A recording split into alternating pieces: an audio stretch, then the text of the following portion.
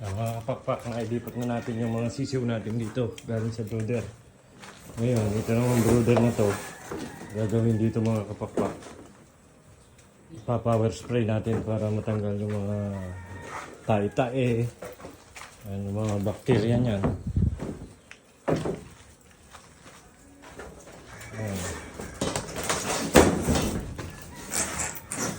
Pa-power spray natin yan.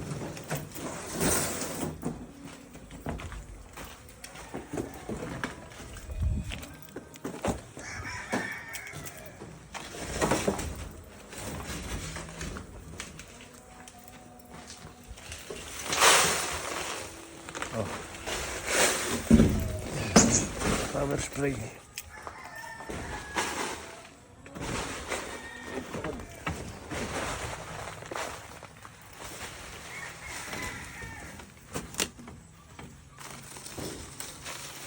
Ang dami kasing tay-tay, kapakpak. Kaya kailangan natin i-power spray yan. Tapos pagkayari ng power spray, disinfect ulit.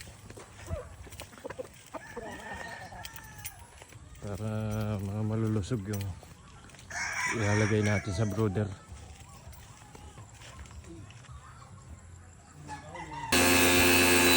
Ayan, mga kapakpak, ayan, pinapower spray na po yung ating brooder para matanggal yung mga dumi-dumi. Ang dami na ipot.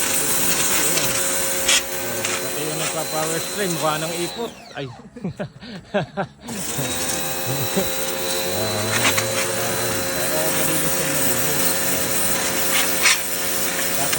Tapos mga kapakpak, i-disinfect natin yan. Pagka natuyo, bobombahin natin yan. I-disinfect natin.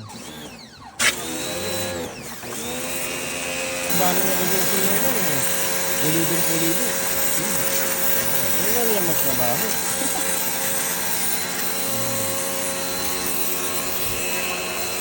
Bali 3 brooder mga kapakpak, yung pa-power spray nila. Yan na po sa ngayon mga kapakpak. Maraming salamat.